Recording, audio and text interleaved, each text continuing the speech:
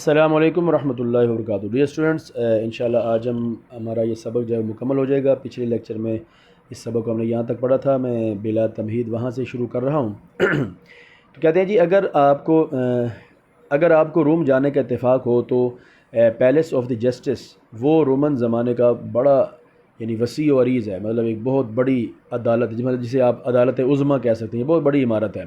تو آپ کو پتہ ہے کہ عدالت میں جاتے ہیں تو ایک ہی جج نہیں ہوتا، مختلف ججز ہوتے ہیں، تو آپ نے جس کے پاس جانا ہوتا ہے پھر آپ اسی کے پاس جاتے ہیں۔ تو یہ بھی کہتا ہے جی اسے تلاش کرتے کرتے ہم اپنے جج صاحب کے کمرے میں پہنچے تو وہ وہاں تشریف فرما تھے۔ مجھے ترتیب کے ساتھ بلایا گیا۔ ترتیب کے ساتھ بلانے کا مطلب یہ ہے کہ مجھ سے پہلے اور بھی بندے بیٹھے ہوئے تھے، تو جب میری باری آئی تو پھر مجھے بلایا گیا۔ یہ مطلب کہ ترتیب کے ساتھ بلایا گیا، مجھے ترتیب کے ساتھ بلایا گیا تو میں چلا گیا۔ اب بالکل میرے بدن میں روح نہیں ہے اور میں خوف زدہ ہوں، اور کانپنے کی بھی مجھ میں جرت نہیں ہے، اس لیے کہ تشنج جیسی کیفیت ہو گئی۔ تشنج کا مطلب ہوتا ہے جسم کا اکڑ جانا، ٹھیک ہے، یعنی ایک بیماری ہوتی ہے جس میں جسم جو ہے وہ اکڑ جاتا ہے۔ تو انہوں نے حکم دیا کہ آپ کھڑے ہوں اس کٹہرے کے اندر۔ اب عدالت نے مجھ سے پوچھا کہ آپ کا چالان ہوا تھا اور آپ کو یہ حکم دیا گیا تھا کہ آپ یہ 12 آنے ڈاک خانے میں جمع کروائیں، کیوں نہیں کروائے؟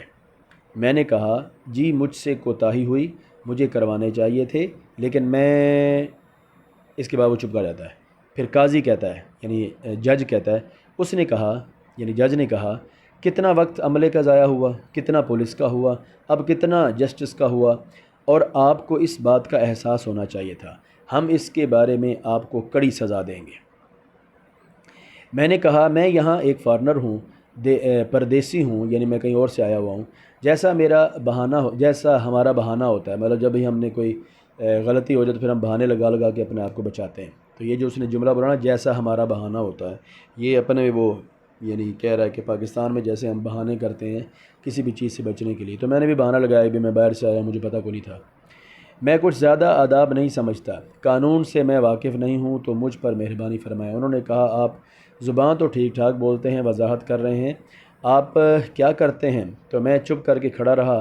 پھر انہوں نے پوچھا کہ عدالت آپ سے پوچھتی ہے کہ آپ کون ہیں اور آپ کا پیشہ کیا ہے؟ میں نے کہا میں ایک ٹیچر ہوں، پروفیسر ہوں روم یونیورسٹی میں۔ تو وہ جج صاحب کرسی کو سائیڈ پہ کر کے کھڑا ہو گیا اور اس نے اعلان کیا، teacher in the court, teacher in the court. جیسے اس نے کہا کہ کھڑے ہو جو بھی سارے، ہمارے کورٹ میں ایک ٹیچر آ گیا ہے۔ جیسے اعلان کیا جاتا ہے اور وہ سارے اٹھ کر کھڑے ہو گئے، منشی، تھانے دار، عملدار، جتنے بھی بندے تھے وہ سارے کھڑے ہو گئے، اور اس نے حکم دیا کہ chair should be brought for the teacher, a teacher has come to the court, یعنی اس نے کہا کہ ٹیچر کے لیے کرسی لاؤ کیونکہ ہمارے ادھر کورٹ میں ایک ٹیچر آ گیا ہے۔ اب وہ کٹہرا چھوٹا سا، میں اس کو پکڑ کر کھڑا ہوں، وہ کرسی لے آئے، حکم ہوا کہ تو ٹیچر ہے، کھڑا نہیں رہ سکتا۔ تو پھر اس نے ایک بانی پڑھنی شروع کی۔ بانی کا مطلب ہے کہ ایک نظم سی اس نے خراج عقیدت کے طور پر، ٹیچر کے خراج عقیدت کے طور پر اس نے پڑھی۔ اب یہ مطلب ان کے پاس لکھی ہوئی ہے، اگر کبھی بھی ان کے کورٹ میں ٹیچر آتا ہے تو وہ عدالت کی کارروائی کو تھوڑی دیر کے لیے ڈیلے کر دیتے ہیں اور اس کو وہ خراج عقیدت پیش کرتے ہیں۔ اچھا جی، اس نے ایک بانی پڑھی، قصیدہ ٹائپ پڑھا۔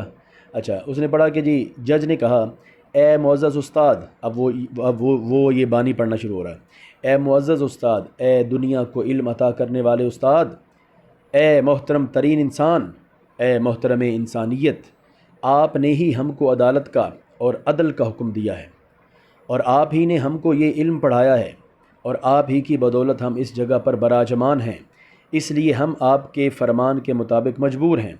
عدالت نے جو ضابطہ قائم کیا ہے اس کے تحت آپ کو چیک کریں، باوجود اس کے کہ ہمیں اس بات کی شرمندگی ہے اور ہم بے حد افسردہ ہیں کہ ہم ایک استاد کو جس سے محترم اور کوئی نہیں ہوتا اپنی عدالت میں ٹرائل کر رہے ہیں، اور یہ کسی بھی جج کے لیے انتہائی تکلیف دہ موقع ہے کہ کورٹ میں کٹہرے میں ایک استاد محترم اور ایک استاد مکرم ہو اور اس سے ٹرائل کیا جائے۔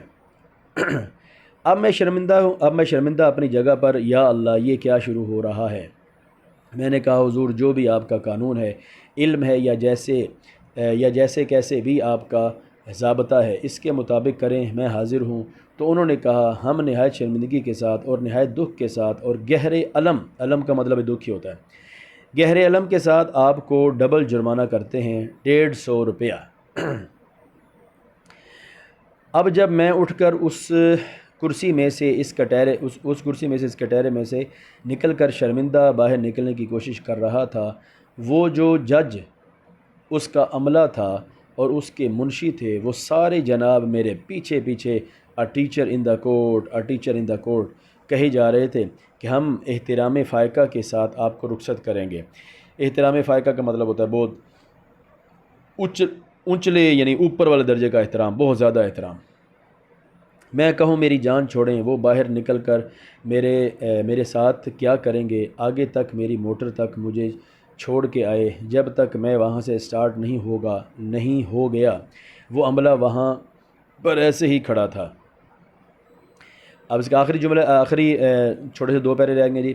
کہتا ہے اب میں لوٹ کر آیا، میں سمجھا یا اللہ میں بڑا معزز آدمی ہوں، اور محلے والوں کو بھی آ کر بتایا کہ میں ایسے گیا تھا اور وہاں پر یہ ہوا۔ وہ بھی جناب، اور میری جو لینڈ لیڈی تھی وہ بھی بڑی خوشی کے ساتھ محلے میں چوڑی ہو کر گھوم رہی تھی کہ دیکھو ہمارا یہ ٹیچر گیا اور کورٹ نے اتنی عزت دی، اس کی عزت افزائی ہوئی، تو میں یہ سمجھا کہ اس کے ساتھ ساتھ میری تنخواہ میں بھی اضافہ ہوگا۔ پھر وہ کہے گا کہ دیسی آدمی جو ہے نا، وہ چاہے ٹیچر ہی ہو، وہ یہی سوچے گا، وہ گریڈ کا ضرور سوچے گا۔ کہتے ہیں ہمیں جتنی مرضی جہاں پہ عزت مل جائے، ہم کہتے ہیں بھی صرف عزت ہی ملنی کے ساتھ کوئی پیسے بھی ملنے ہیں۔ تو اس سوچ کی وجہ سے اس نے پھر سوچا کہ ہو سکتا ہے میری تنخواہ بھی زیادہ ہو جائے۔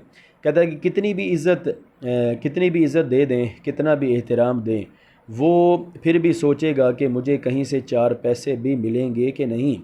میں نے اپنے ریکٹر سے پوچھا، یعنی جو ناظم تھا اس سے پوچھا، تو اس نے کہا کہ نہیں، تنخواہ یہاں پروفیسر کی اتنی ہے جتنی تمہارے پاکستان میں ہے، وہ کوئی مالی طور پر اتنے بڑے نہیں ہیں، لیکن عزت کے اعتبار سے بہت بڑے ہیں، رتبہ ان کا بہت زیادہ ہے، اور کوئی شخص یہاں کوئی بیوروکریٹ ہو، یہاں کوئی جج ہو، آپ نے دیکھ ہی لیا ہے، یعنی جو بھی بندہ ہو نا، مطلب جتنے بڑے بھی عہدے کا بندہ ہو تو وہ ٹیچر کی عزت ضرور کرے گا۔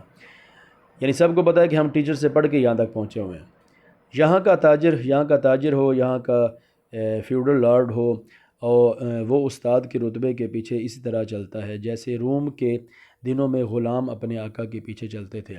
مالی طور پر وہ بھی بیچارے ہیں، یعنی بیچارے ہی ہیں، مالی طور پر بھی وہ بیچارے ہی ہیں، لیکن عزت ہوتی ہے ان کی۔ یہی ان کا کمال ہے کہ مالی طور پر کمتر ہیں لیکن رتبے کے اعتبار سے بہت اونچے ہیں۔ جیسے سقراط جو تھا وہ اپنے کھنڈروں میں اور فارم میں کھڑا ہو کے ننگے پاؤں بات کرتا تھا، لیکن اس کا احترام تھا، مطلب تھا وہ غریب لیکن اس کا یعنی احترام کیا جاتا تھا۔ پھر کہتے ہیں جی وہ کوئی امیر آدمی نہیں تھا، میرا باس کہا کرتا تھا کہ you have changed your profession for a handful silver, یعنی وہ کہتا ہے کہ تم نے ایک صرف پیسے کی خاطر جو ہے نا اپنا اتنا بڑا جو پروفیشن ہے اس کو ترک کر دیا اور اس کو چھوڑ دیا۔ یعنی مطلب وہ بھی ایک میری تھوڑی یعنی بےزتی تھی کہ وہ مجھے یوں کہا کرتا تھا کہ تم نے چند سکوں کے بدلے میں اپنا یعنی پیشہ ہی چینج کر دیا۔ اب جلدی سے اس کے ہم سوالات حل کر لیتے ہیں۔ پیپر میں اس دفعہ آپ کو صرف MCQs ہی آئیں گے، اگلے سال ہو سکتا ہے کہ وہ شارٹ کویسچن کو بھی اس میں ڈال دیں۔ تو چلو ہم جلدی سے سوال کر لیتے ہیں۔ اشفاق احمد کی کتاب زاویہ کن موضوعات پر مشتمل ہے؟ ٹھیک ہے جی، وہ موضوعات کون سے ہیں؟ یہ ہمیں جواب دینا ہے کہ اشفاق احمد کی کتاب زاویہ نوجوان کی فکری رہنمائی کے موضوعات پر ہے۔ ٹھیک ہے، نوجوانوں کی فکری رہنمائی کے موضوعات پر زاویہ پروگرام ہے۔ ٹھیک ہے جی، یعنی وہ اس کے اندر ان کے بعد نوجوان آتے تھے اور ان کی وہ رہنمائی کرتے تھے۔ اشفاق احمد روم میں کون سے فرائض سر انجام دیتے تھے؟ مطلب ان کے 2 فرائض تھے وہاں پہ، ایک تو وہ لیکچرر تھے اور دوسرا براڈ کاسٹنگ کرتے تھے۔ روم میں اکثر لوگ دوپہر کا وقت کیسے گزارتے ہیں؟ تو اس کا جواب کیا جی، وہ دوپہر کے وقت کیلولہ کرتے ہیں، سوتے ہیں۔ مصنف کا چلان کیوں ہوا تھا؟